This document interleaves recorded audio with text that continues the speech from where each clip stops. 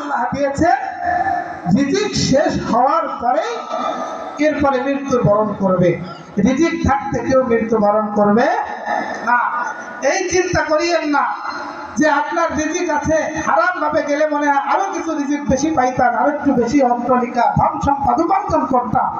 এটা হলো একটা মিথ্যা ধোঁকার ভিতরে আছেন। আপনি দেখছেন না যত অনেক হারামখোর অনেকে অনেক রকম ভাবে টাকা উপার্জন করার চেষ্টা করছে, কিন্তু টেকে নাই।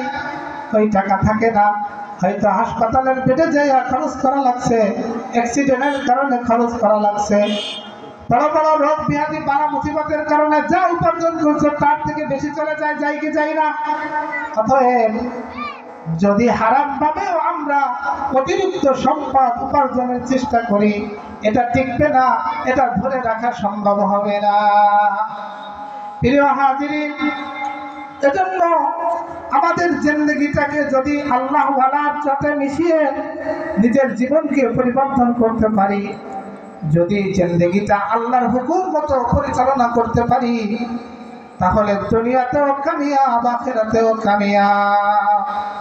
দুনিয়ার জিন্দেগিও শান্তি মতো কাটবে, এবং জান্নাতি পরিবেশ দুনিয়ার ভিতরে সৃষ্টি হবে। আমার উপরে শান্তিতে আর কেউ থাকতে পারবে না। আমি ঘর থেকে বের হব, নিজের ভিতরে একটা প্রশান্তি থাকবে। এই হারামের ভিতরে কোনো প্রশান্তি নাই, হালালের ভিতরে প্রশান্তি।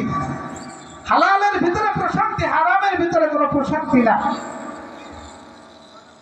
আমি যদি আমার জিন্দেগিটা দিনের জন্য উৎসর্গ করে দিতে পারি, আমলকে শুদ্ধ করতে পারি, নিজের অন্তরকে তাকওয়াবান করতে পারি, আল্লাহর সাথে একটা সম্পর্ক তৈরি করতে পারি, তাহলে জিন্দেগি কামিয়াব হয়ে যাবে। দুনিয়ার জিন্দেগিতেও শান্তি থাকবে, আখিরাতের জিন্দেগিও শান্তি থাকবে। এই জিন্দেগি আল্লাহওয়ালা জিন্দেগির সাথে পরিচালনা, আল্লাহওয়ালা জিন্দেগিতে রূপান্তর করার জন্য বড় একটি আমল হলো আল্লাহ রাব্বুল আলামিনের জিকির বেশি করা। কি করা? আল্লাহ রাব্বুল আলামিনের জিকির বেশি করা। আচ্ছা বলেন, যখন আপনি শুকরিয়া আদায় করলেন, শুকরিয়ার আলোচনায় ছিলাম, শুকরিয়া বলেন কি বলে? আলহামদুলিল্লাহ। কি বলে? আলহামদুলিল্লাহ। তাই আলহামদুলিল্লাহ এটা কি আল্লাহর তাসবিহ না? এটা কি আল্লাহর একটা জিকির না?